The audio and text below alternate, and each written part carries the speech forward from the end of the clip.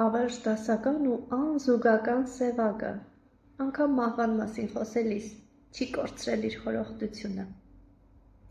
Եթե մեռնել, թող որ մեռնեմ հուրկայծակից, մի անգամից, մի վայրկյանում, հանկարծակի,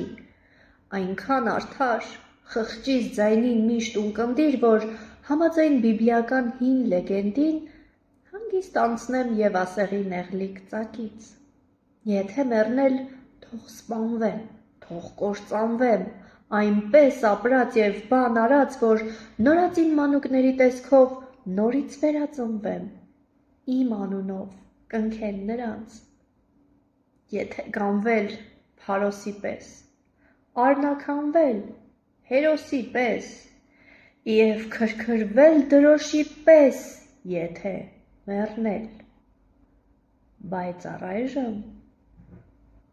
ապրել է պետք։